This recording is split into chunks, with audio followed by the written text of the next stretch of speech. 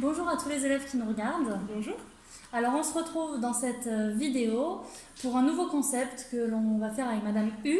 Comme vous le savez, pendant cette période de confinement, c'est pas facile de rester motivé et de continuer à travailler correctement. Donc c'est pour ça qu'on a décidé de vous faire plusieurs petites vidéos comme ça. Donc on va se retrouver avec Madame Arnaud pour faire des vidéos sur différents concepts en français, que ce soit les mouvements littéraires, de la grammaire ou alors des préparations pour le bac, pour vous aider à apprendre et justement à bien préparer ce bac. Alors aujourd'hui plus particulièrement, on va vous faire une présentation chronologique des différents mouvements du XVIe siècle jusqu'au XXe siècle en vous présentant quelques auteurs. Donc voilà, on se répartit les auteurs avec Madame U et moi-même, et donc vous pourrez pendant le long de la vidéo voir et apprendre tous ces mouvements et tous ces auteurs. Donc nous vous souhaitons un bon visionnage et à bientôt. À bientôt. Nous commençons donc avec notre premier mouvement, l'humanisme, qui dans un premier temps se développe en Italie bien plus tôt qu'en France et bien plus tôt qu'en Europe. Mais il se développe au fur et à mesure et apparaît autour des années 1480-1490 pour parcourir ensuite tout le XVIe siècle.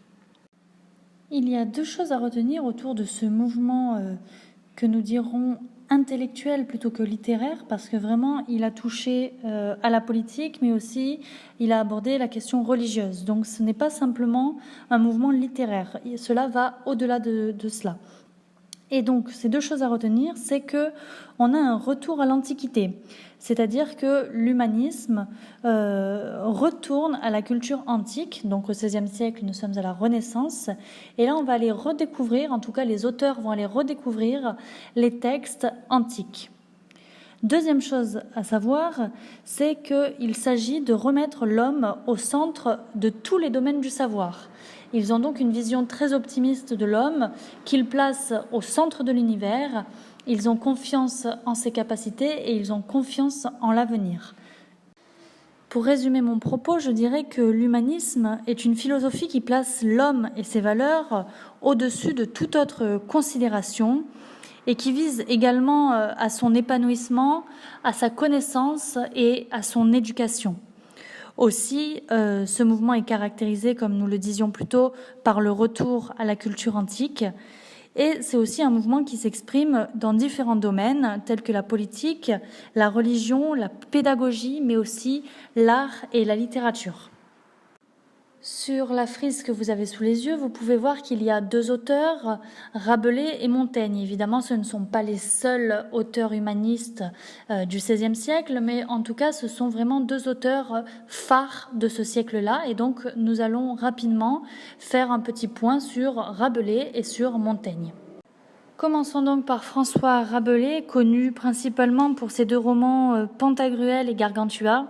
Alors pour parler un petit peu de Gargantua, c'est l'histoire d'un géant, ce sont ses aventures, on va suivre son apprentissage, son éducation par l'humanisme et on va le suivre aussi dans sa découverte du monde. Et dès le début, on assiste à sa naissance très particulière puisqu'il naît par l'oreille de sa mère. Donc l'humour et le comique de ce roman est tout à fait jouissif parce que Rabelais fait de nombreux jeux de mots, des jeux sur les sonorités, beaucoup de figures d'exagération, mais aussi des thèmes assez triviaux et grossiers, notamment en abordant le thème de la scatologie. Voilà pour ce petit point sur Rabelais et Gargantua. Abordons à présent Montaigne, qui est connu pour ses essais. Il est d'ailleurs l'inventeur de cette forme, l'essai. Il faut savoir que Montaigne a voulu écrire un livre en suivant le fil de sa pensée.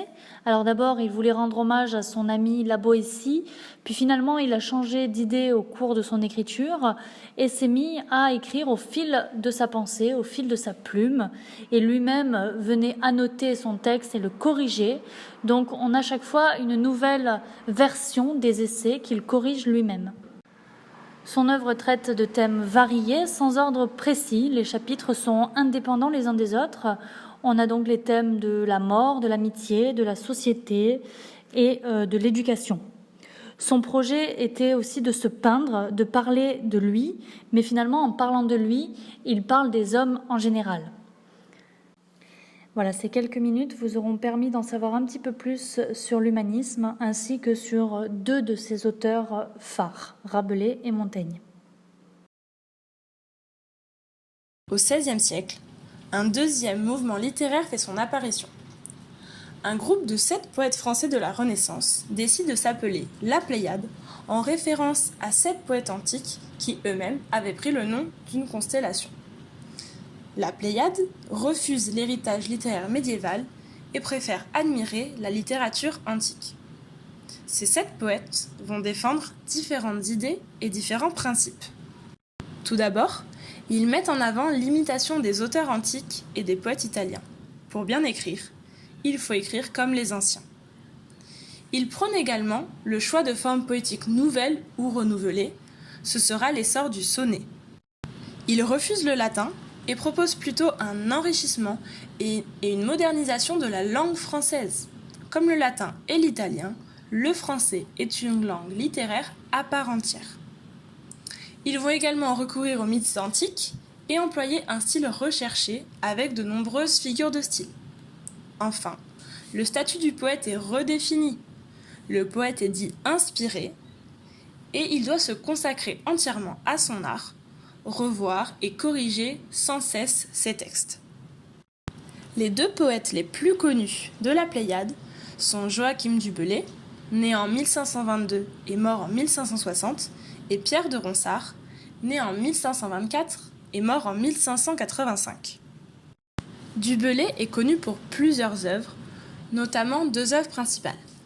Il va écrire un manifeste, la défense et illustration de la langue française, qui sera le manifeste du groupe La Pléiade. Il va également écrire un recueil de poèmes intitulé Les Regrets.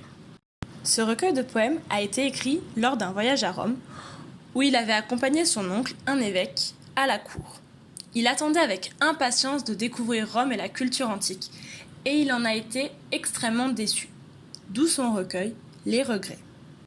Ronsard, quant à lui, est le poète le plus connu de la Pléiade, et même le grand poète français.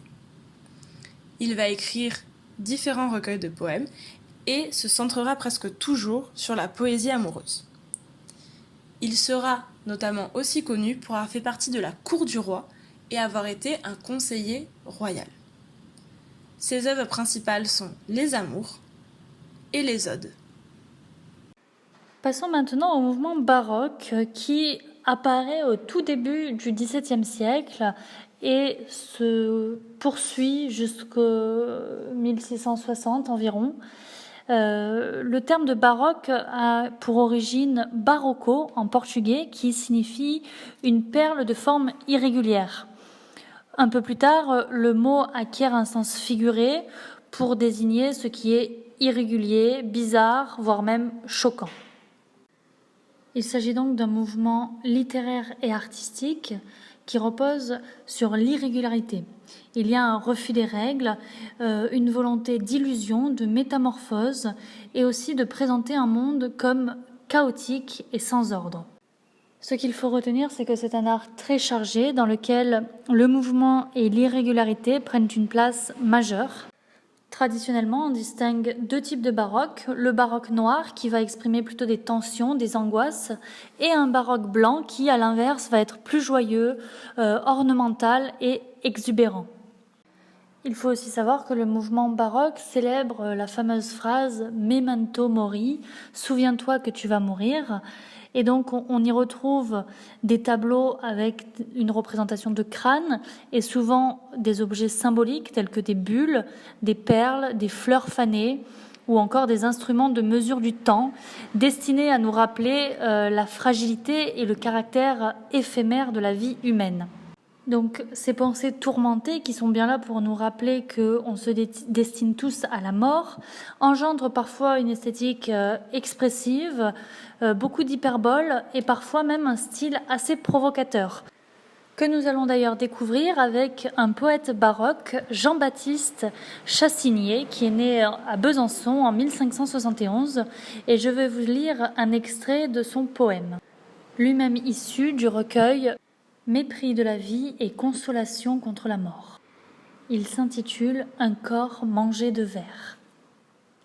Mortelle, pense qu'elle est dessous la couverture d'un charnier mortuaire, un corps mangé de verre, décharné, dénervé, où les os découverts, dépoulpés, dénoués, délaissent leurs jointures. Ici, l'une des mains tombe de pourriture.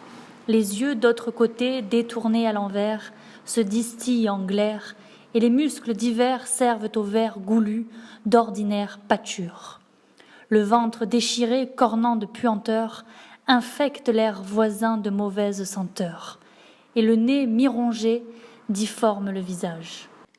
Il s'agit donc d'un sonnet qui s'inscrit dans cette esthétique assez macabre qui évoque, comme nous le disions plus tôt, la mort, et pour rappeler à l'homme qu'il est destiné à mourir finalement. Après avoir évoqué Chassigné, nous allons donc aborder Corneille, qui a été un auteur baroque avant d'être un auteur classique. L'illusion comique est un très bon exemple de pièce baroque de Corneille, puisqu'on y retrouve le personnage du magicien qui représente donc le mouvement ainsi que la métamorphose, qui sont deux thèmes principaux dans le mouvement baroque. Et on a aussi cette idée dans laquelle les personnages sont aussi spectateurs, une sorte de mise en abîme du théâtre dans le théâtre. Et donc, cette idée selon laquelle le monde n'est qu'un théâtre illusoire exprimant les incertitudes de l'univers. Voilà donc cette pièce de Corneille qui permet aussi de représenter ce mouvement baroque. Et nous avons terminé pour ce petit point de rappel sur ce mouvement. Au XVIIe siècle, chers élèves, le courant majeur, le plus connu, le grand courant littéraire, c'est le classicisme. Il débute en 1660 et se termine en 1680. C'est un courant qui vise à atteindre un idéal artistique à l'aide de règles très figées. On le trouve principalement dans le théâtre, mais aussi un peu dans la poésie et dans le roman. Ce sont surtout des tragédies et des comédies qui vont naître sous le classicisme. Comme tout courant littéraire, il va se baser sur différentes règles. Il se fonde notamment sur l'imitation de l'Antiquité qui va être prise pour modèle. Il établit également des normes esthétiques et morales. En effet, l'écrivain se fait moraliste et doit donner des règles de vie au lecteur. Le but est de faire régner un idéal d'ordre et de mesure, incarné notamment par l'honnête homme, un modèle social, et il va instituer des règles qui vont codifier les genres et les styles. Les 3 règles les plus connues sont les suivantes. La règle des 3 unités.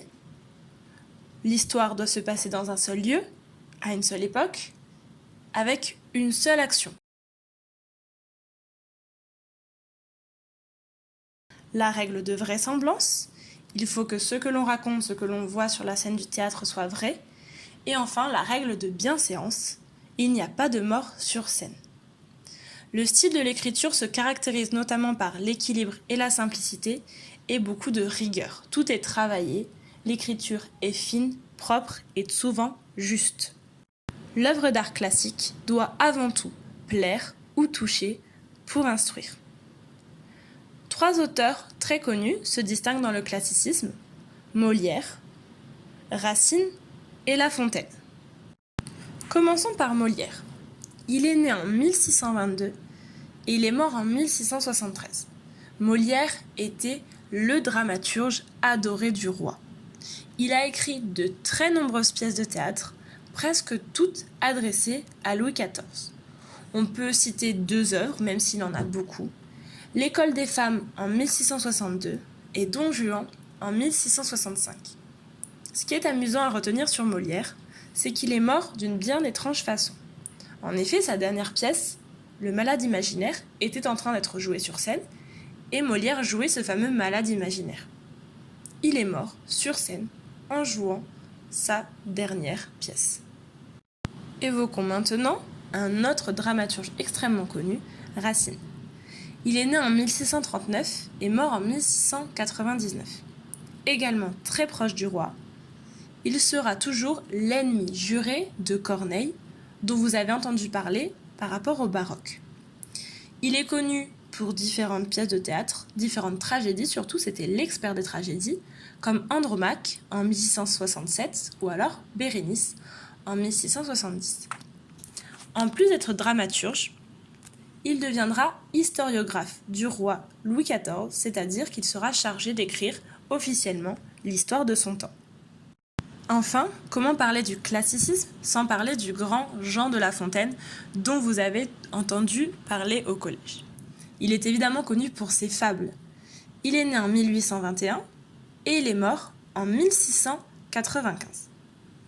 Il écrira des poésies et des pièces de théâtre, mais c'est évidemment pour son recueil de fables, qui inaugure ce grand genre en 1668, qu'il est le plus connu. Ces fables vont connaître un immense succès et seront toutes dédiées au dauphin, fils de Louis XIV. Véritable petite histoire amusante, elles ont avant tout pour but d'éduquer le dauphin en lui donnant souvent des morales. L'une des morales très connues est celle par exemple de la fable Le loup et l'agneau, où la morale est la suivante. La raison du plus fort est toujours la meilleure. Découvrons à présent le mouvement philosophique et littéraire européen qui a marqué tout le XVIIIe siècle, que l'on a ensuite appelé le siècle des Lumières. Ce mouvement est fondé sur l'idée que l'homme peut améliorer sa condition par le progrès et l'usage de la raison. Il faut savoir que le triomphe de ces idées nouvelles doit beaucoup à leur circulation qui est favorisée par l'augmentation de la production et de la diffusion des livres, et aussi par un souci de vulgarisation. Par vulgarisation, j'entends un accès facilité à la connaissance et au savoir.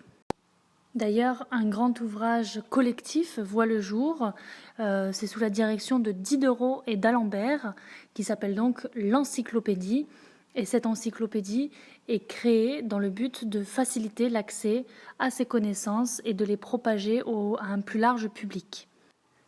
Les caractéristiques essentielles de la philosophie des Lumières, c'est un développement de l'esprit critique et l'usage de la raison. On a aussi une volonté de combattre les injustices et de critiquer aussi la société. Pour vous citer rapidement quelques exemples, on a Montesquieu dans les Lettres persanes qui fait une critique de la société française, ou encore le conte philosophique de Voltaire, Candide, qui dresse un tableau satirique de nos pratiques sociales, politiques, mais aussi religieuses. Puis on peut également parler de Marivaux dans L'île des esclaves, qui met en scène le pouvoir et ses excès, et Beaumarchais dans Le mariage de Figaro, qui vient ici contester les privilèges de la noblesse et les abus du pouvoir. On retient donc qu'il s'agit d'une littérature d'argumentation qui vient contester et dénoncer certaines choses, notamment la liberté, l'égalité, la tolérance, que ce soit sur la liberté d'expression, les privilèges et les inégalités sociales, ou encore le respect des civilisations et des cultures différentes. Sur la frise chronologique, vous pouvez voir apparaître 6 auteurs différents, Voltaire, Rousseau, Diderot, Montesquieu, Marivaux et Beaumarchais.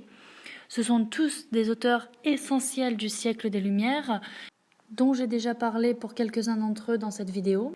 Je vais m'attarder plus particulièrement sur Voltaire et Beaumarchais. Commençons donc par Voltaire, qui est un grand polémiste de son temps et qui a consacré sa vie et son œuvre à combattre l'intolérance. On le connaît principalement pour son traité sur la tolérance, pour Candide, son conte philosophique, ou encore pour son roman L'Ingénu. Arrêtons-nous quelques instants sur son conte philosophique Candide, qui raconte l'histoire de ce jeune garçon, Candide, qui est très naïf et innocent et qui ne connaît rien à la vie, si ce n'est que c'est un monde parfait. Il est très optimiste et il pense que tout va bien dans le meilleur des mondes. Mais rapidement, il va être chassé de chez lui et il va se rendre compte très rapidement que le monde qui l'entoure est loin d'être un monde parfait. Il va donc être confronté à cette réalité qui est cruelle et il va traverser des épreuves très difficiles, voire même atroces. À travers ce conte philosophique, Voltaire critique la société de son temps. Il dénonce notamment le fanatisme religieux, l'esclavage, la violence, la cruauté des hommes, mais aussi l'absurdité de la guerre. Finalement, cette œuvre fait réfléchir le lecteur sur la société européenne de son époque et aboutit à une leçon de morale selon laquelle il faut cultiver notre jardin. Ce qui veut donc dire qu'il faut entretenir son bonheur en privilégiant une vie modeste fondée sur le travail. Voilà pour Voltaire et pour son œuvre Candide. Passons maintenant à Beaumarchais. Il s'agit également d'une figure importante, voire même emblématique du siècle des Lumières. Il est l'auteur du Barbier de Séville et du Mariage de Figaro, toutes deux des pièces de théâtre. Une chose amusante à savoir sur Beaumarchais, c'est qu'il a touché un petit peu à tout. Il a été écrivain, dramaturge, musicien, homme d'affaires, journaliste, horloger, espion et même marchand d'armes. Revenons rapidement sur l'histoire du Barbier de Séville. Donc c'est l'histoire du comte Almaviva qui tombe amoureux de Rosine, mais Rosine malheureusement est retenue par son tuteur, monsieur Bartholo. Il va donc tout faire pour réussir à libérer Rosine avec l'aide de Figaro, son ancien valet. Il s'agit bien sûr d'une pièce comique dans laquelle on retrouve le comique de caractère, de langage, de gestes, de situation également. Et c'est ce même comique qui va permettre de faire une critique de la noblesse et de cette illégitime supériorité que les grands se permettent d'avoir.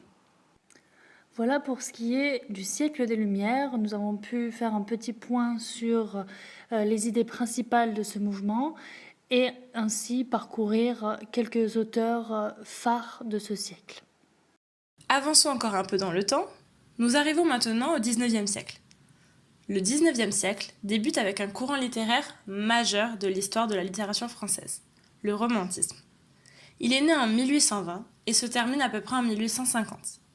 C'est un mouvement littéraire qui va rompre avec les règles, notamment les règles classiques et le beau traditionnel. On le trouve principalement dans la poésie lyrique, dans les romans et aussi dans un genre très spécifique du théâtre, le drame romantique. En s'opposant au classicisme et à la pensée rationnelle des Lumières, il va mettre en avant la glorification de la sensibilité et l'expression lyrique du moi qui reflète le mal du siècle. Le mal du siècle est un mal-être, un sentiment d'insatisfaction que va connaître beaucoup d'auteurs au XIXe siècle. C'est une sorte de malaise existentiel de l'individu. Il ne se reconnaît pas dans la société qui l'entoure et il se sent très mal. Le romantisme va ainsi laisser toute sa place à l'auteur, qui va pouvoir parler avec un jeu. En exprimant un désir d'évasion, une sorte de mélancolie, une volonté de voyager, il va aborder les registres surtout lyriques et pathétiques. La sensibilité, le moi est mis en avant. D'autres thèmes, comme l'homme et la nature, l'infini ou encore le fameux mal du siècle, seront les sujets principaux du romantisme. Revendiquant une véritable liberté dans l'art, le romantisme procède à un renouveau des formes et mélange les genres, les registres, les styles. Différents auteurs romantiques peuvent être cités, comme Chateaubriand, Lamartine ou encore Musset, mais nous nous concentrerons sur deux auteurs, Hugo et Baudelaire. Victor Hugo est l'un des plus grands poètes, écrivains et dramaturges du XIXe siècle. Il est la grande figure du courant romantique. Il est né en 1802 et meurt en 1885. Il a écrit aussi bien des poèmes que des romans, que des pièces de théâtre. C'est l'homme aux 1000 œuvres. Les Contemplations est l'un de ses recueils de poèmes les plus connus. Cromwell est une de ses grandes pièces de théâtre. Et pour ses romans, on peut citer Notre-Dame de Paris ou encore Les Misérables. La vie de Victor Hugo est d'ailleurs digne d'un roman. Il perd sa fille en 1843, il sera contraint de s'exiler, il sera plus tard élu à l'Assemblée nationale, et enfin, lors de sa mort, il connaîtra des funérailles nationales. Une foule de 2 millions de personnes suivra le cortège.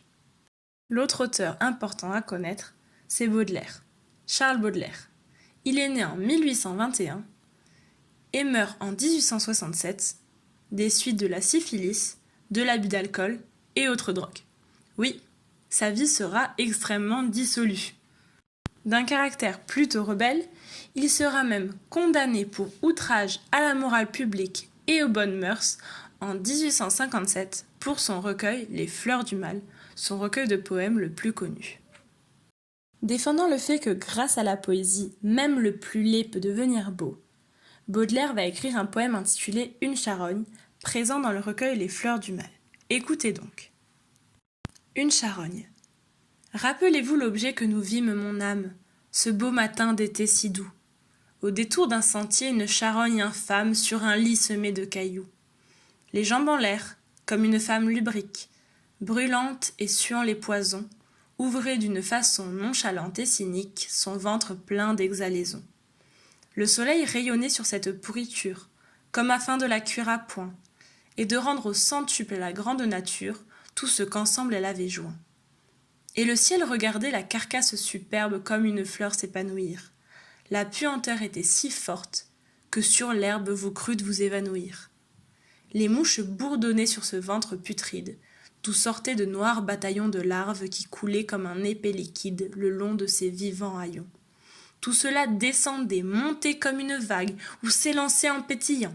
On eût dit le corps enflé d'une souffle vague, vivait en se multipliant.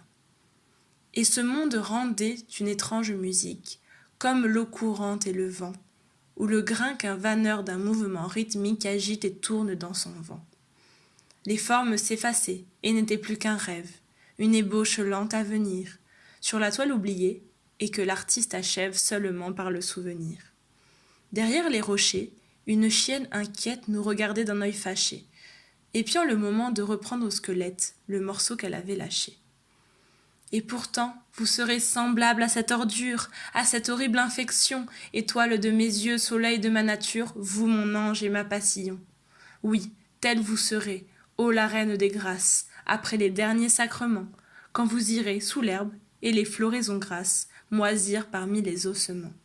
Alors, ô ma beauté, dites à la vermine qui vous mangera de baisers que j'ai gardé la forme et l'essence divine de mes amours décomposés.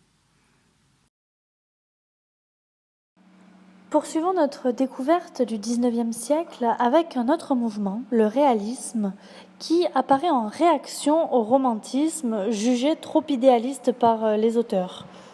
Il se crée donc autour des années 1830 et se poursuit jusqu'en 1870. Les écrivains réalistes pensent que l'auteur ne doit rejeter aucun sujet, que l'art en général ne doit rejeter aucun sujet, rien de ce qui est réel n'est indigne. Donc les milieux populaires les inspirent, alors qu'avant le peuple était jugé indigne et était même dédaigné par la littérature. Les auteurs vont chercher à peindre tous les milieux sociaux et aussi à faire une critique de la bourgeoisie. Sera donc représentée la ville, les misères du peuple, la révolution industrielle, etc., etc. Finalement, ce que l'on retient, c'est que leur but est de reproduire le plus fidèlement possible la réalité. Plusieurs auteurs se sont largement illustrés au cours de ce mouvement, comme Stendhal par exemple, avec Le Rouge et le Noir, mais nous nous attarderons plus particulièrement sur Balzac et Flaubert. Alors, pourquoi parler de Balzac ? Tout simplement parce qu'il a écrit 91 romans, 30 contes ainsi que 5 pièces de théâtre, sans compter les articles de revues et de critiques littéraires. Son œuvre est donc gigantesque. Il a d'ailleurs créé tout un univers dans la comédie humaine où il y a environ 2500 personnages qui forment une société à eux tous. D'ailleurs, certains personnages reviennent dans plusieurs romans et donc ça accroît l'intérêt romanesque de cette œuvre. Finalement, tous ces livres ne forment qu'un seul et même livre. L'un de ses romans les plus connus est Le Père Goriot. C'est l'histoire d'un homme qui a fait fortune grâce à son commerce, Monsieur Goriot, mais qui transmet toute sa fortune à ses filles qu'il aime d'un amour inconditionnel.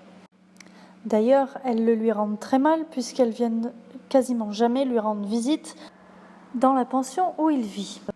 Dans cette même pension, Rastignac, un jeune étudiant en droit qui débarque à Paris pour venir découvrir la ville et poursuivre ses études, fait la rencontre du père Goriot.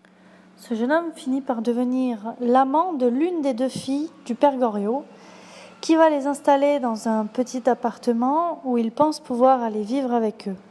Malheureusement, il va se rendre compte que ses filles ont une situation financière et sociale désastreuse et il en meurt. Ses filles ne seront même pas présentes au moment de sa mort. Passons à présent à celui qui a un souci acharné du détail et du réalisme, Flaubert. Il a pour objectif de peindre la vie de province, la société parisienne, mais aussi le mariage, l'argent, l'apprentissage de la vie et aussi de l'amour. Pour ce faire, il ne laisse rien au hasard. Il passe même des heures à rechercher et à dépouiller une énorme documentation pour être au plus proche du réel. Il est aussi connu pour être un homme qui travaille énormément son style d'écriture. Il pouvait passer parfois plusieurs heures à se concentrer sur une seule phrase. Il a fait énormément de brouillons avant de réussir à obtenir ce qu'il voulait obtenir. Son œuvre la plus connue est très certainement Madame Bovary. Alors, Madame Bovary, c'est l'histoire d'une femme, Emma Bovary, qui épouse Charles Bovary, un homme qui l'ennuie au possible. C'est un médecin raté, il n'a aucune conversation, bref, elle s'ennuie avec lui. Elle lit beaucoup de littérature et elle se rêve une vie différente, une vie meilleure, beaucoup plus romantique. Elle finira par se laisser séduire par un certain Rodolphe Boulanger, dont elle est attirée par sa grande beauté. Il s'agit là d'une liaison passionnée. Elle va jusqu'à emprunter de l'argent pour lui acheter des cadeaux et suggère même qu'ils s'enfuient ensemble. Mais finalement, pour Rodolphe, la passion s'étiole et il finit par quitter Emma, qui, désespérée, tombe malade et envisage même de se suicider. C'est d'ailleurs la fin qu'elle connaîtra, empoisonnée elle-même à l'arsenic. Petite chose à retenir, c'est que ce roman a donné lieu à un procès pour immoralité. Même si les passages les plus subjectifs ont été coupés, la mise en scène d'une héroïne adultère a fait scandale. Bien sûr, l'écrivain a finalement été acquitté et le tribunal a reconnu publiquement son style et son talent. Enchaînons avec le naturalisme qui est l'héritier direct du réalisme. Ils ont donc aussi pour objectif de reproduire le réel, mais de manière plus méthodique et presque scientifique. Ce sont en quelque sorte les extrémistes du réalisme. C'est Zola qui va faire du roman un laboratoire où il expérimente les effets d'une époque, d'un milieu ou d'une hérédité sur ses personnages. Pour cela, il va s'inspirer des travaux du docteur Claude Bernard qui a écrit le livre « Introduction à l'étude de la médecine expérimentale » dans lequel il étudie l'influence de l'hérédité et du milieu sur les êtres. Ce que l'on retient surtout du naturalisme, c'est que l'auteur devient presque un enquêteur. Il va s'appuyer sur des documents précis, faire des enquêtes, avoir un vocabulaire technique, reproduire le langage du peuple, faire des enquêtes sur le terrain. Bref, tout ce travail-là se rapproche plutôt de celui du scientifique, du journaliste, voire de l'enquêteur. L'écrivain majeur de ce mouvement est bien évidemment Émile Zola. Il est connu pour sa série romanesque Les Rougon-Macquart, fondée sur un arbre généalogique. De la même manière que dans le projet de Balzac, ici, les personnages aussi se recoupent d'un roman à l'autre. Par exemple, dans L'Assommoir, on a Gervaise Macquart qui finit par sombrer dans l'alcool. Et dans Nana, on a le personnage donc de Nana, qui est une prostituée et qui est elle-même la fille de Gervaise Macquart. C'est donc aussi une sorte d'univers qui est créé avec cette série de 20 romans qui retrace l'histoire naturelle et sociale d'une famille sous le Second Empire. L'un de ses romans les plus connus dans cette série des Rougon-Macquart est Germinal, publié en 1885, qui met en scène tout simplement l'univers de la mine et des ouvriers. Voilà pour ce qui est du réalisme et du naturalisme. Poursuivons notre découverte du XIXe siècle. Comme vous avez pu le constater, le XIXe siècle est d'une grande richesse en termes de littérature française. Ce siècle va se clôturer par un dernier mouvement littéraire appelé le symbolisme. Le symbolisme est né en 1869 et se termine en 1896. Il est né contre le naturalisme et provient surtout de la poésie baudelairienne. C'est notamment en poésie qu'il va se développer et connaître son essor.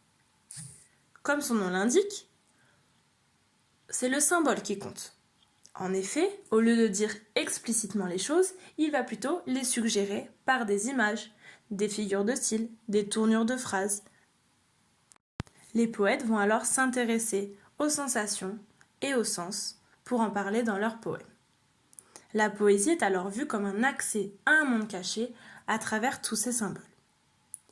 Désireux de totalement refonder la poésie, le symbolisme va changer quelques règles. En effet, il va développer le vers libre, un vers donc de plusieurs mètres, le vers impair, qui va permettre de donner une plus grande musicalité au poème, les symboles évidemment, et surtout va voir le succès du poème en prose. Le poème en prose est initié par Baudelaire. C'est un poème qui est non versifié, c'est-à-dire que vous n'avez pas de rime, vous n'avez pas un nombre de syllabes précis. Toutes les règles des vers ne sont pas présentes. C'est un poème, si vous voulez, qui est écrit comme si on avait une page de roman. On va alors trouver une autre poésie dedans, notamment en termes d'images, de symboles. On va travailler sur la musicalité. C'est un autre type de poème qui va donc naître avec le symbolisme. Deux auteurs importants sont à retenir pour ce courant, Verlaine et Rimbaud. Commençons donc par Paul Verlaine. Il est né en 1844 et meurt en 1896. À 22 ans, il publie à compte d'auteur son premier recueil de poèmes, les Poèmes Saturniens. Il est aussi connu pour son recueil Romances sans parole. Amant de Rimbaud, il essaiera de le tuer en 1873 et sera emprisonné en Belgique. L'un de ses poèmes les plus connus s'appelle Chanson d'automne. Écoutez. Les sanglots longs des violons de l'automne blessent mon cœur d'une langueur monotone, tout suffocant et blême quand sonne l'heure. Je me souviens des jours anciens et je pleure, et je m'en vais au vent mauvais qui m'emporte de ça, de là, pareil à la feuille morte.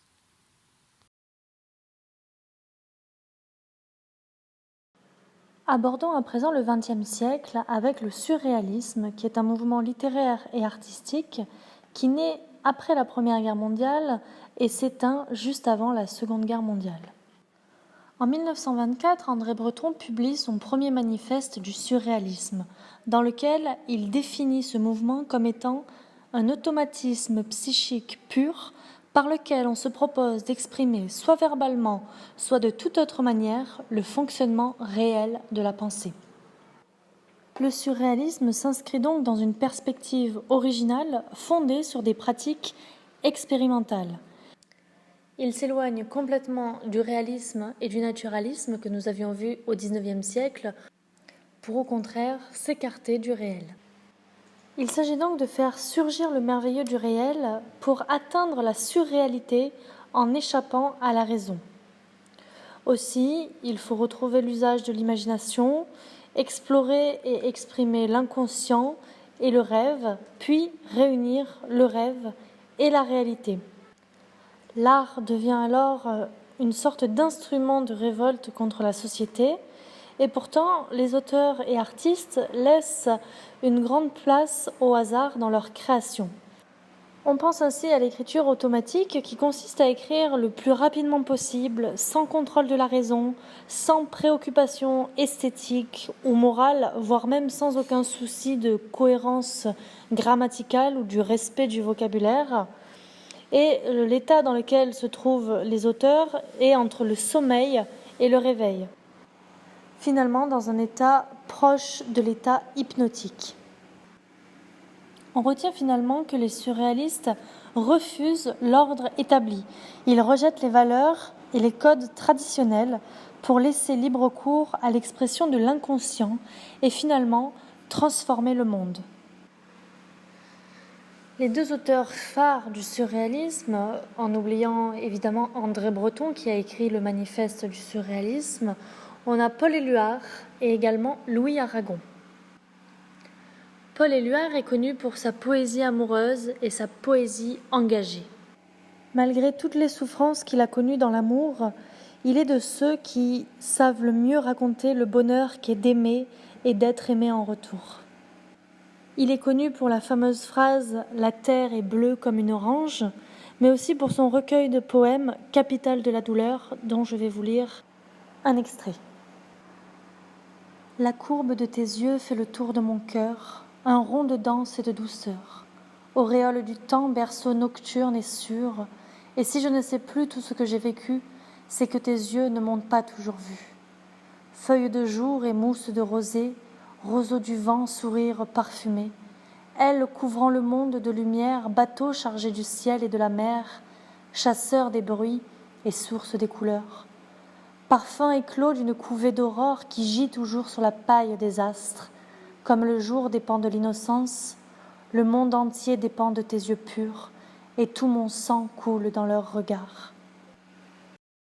Parlons à présent de Louis Aragon, qui est un poète, romancier et journaliste français. Il est connu pour son roman Aurélien, mais aussi pour son recueil de poésie Les yeux d'Elsa, en hommage à son épouse Elsa Triolet. Je vais donc vous lire un extrait du poème Les yeux d'Elsa, tiré du recueil Les yeux d'Elsa. Tes yeux sont si profonds qu'en me penchant pour boire, j'ai vu tous les soleils y venir se mirer. Si jetés à mourir tous les désespérés, tes yeux sont si profonds que j'y perds la mémoire. À l'ombre des oiseaux, c'est l'océan troublé, puis le beau temps soudain se lève et tes yeux changent. L'été taille la nue au tablier des anges. Le ciel n'est jamais bleu comme il l'est sur les blés. Les vents chassent en vain les chagrins de l'azur. Tes yeux plus clairs que lui lorsqu'une larme y luit. Tes yeux rendent jaloux le ciel d'après la pluie. Le verre n'est jamais si bleu qu'à sa brisure. Mère des 7 douleurs, ô lumière mouillée, 7 glaives ont percé le prisme des couleurs. Le jour est plus poignant qui pointe entre les pleurs. L'iris troué de noir, plus bleu d'être endeuillé. Voilà pour ce qui est de la découverte d'un extrait des yeux d'Elsa. Je vous laisse découvrir pendant une petite minute les tableaux réalisés par des peintres surréalistes du XXe siècle.